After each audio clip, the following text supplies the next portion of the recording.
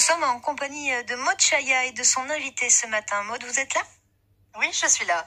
L'invité de la rédaction ce matin est Michel Coriot, secrétaire général Grand Est du syndicat de Police Alliance. Bonjour. Bonjour.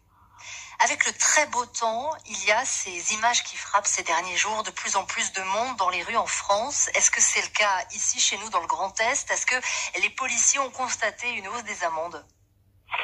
Écoutez, je crois qu'on ne peut pas dire aujourd'hui que le confinement est parfaitement respecté.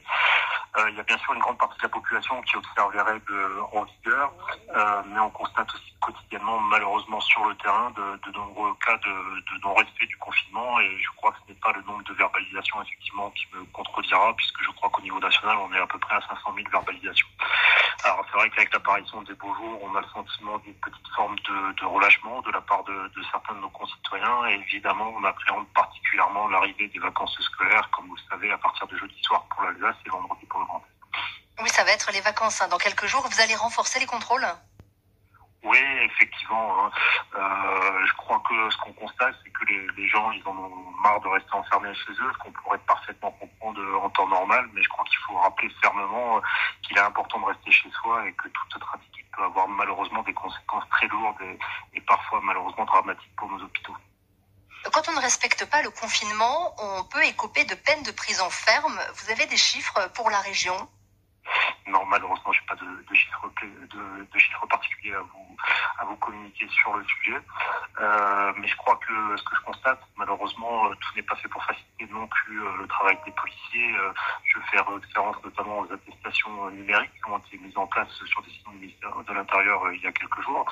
Et je crois que les attestations, malheureusement, vont dans un mauvais sens, en tout cas pour les policiers. C'est ce qu'on dénonce à l'Alliance Police Nationale, parce qu'évidemment, outre le manque de moyens de protection, notamment les masques, cette espèce de bricolage constant qui consiste à prendre des décisions sans aucune concertation avec nos collègues de terrain, et c'est le cas pour ces attestations numériques, parce que d'abord... Ça complique votre travail, ces attestations sur téléphone portable ?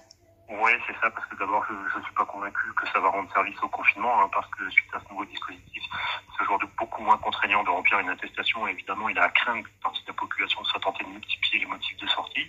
Encore une fois, ça va compliquer le travail de mes collègues, et en plus de ça, il va falloir encore aller davantage au contact de l'usager pour scanner un QR code, donc évidemment impossible de le présenter au travers un pare-brise.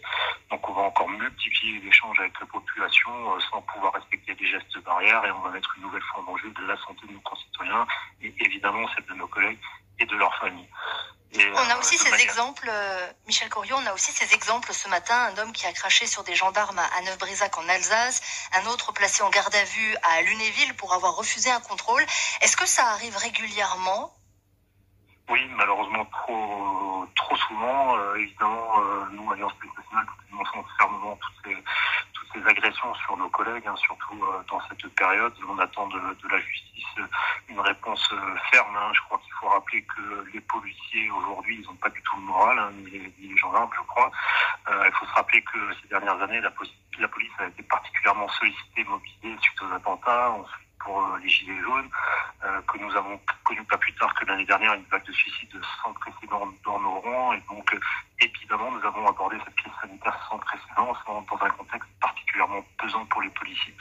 Et je ne vous cache pas non plus que les déclarations du ministre de l'Intérieur et de notre administration, qui affirment notamment que nous n'avons pas besoin de masques pour nous protéger lorsqu'on effectue les contrôles, ont vraiment choqué tous mes collègues.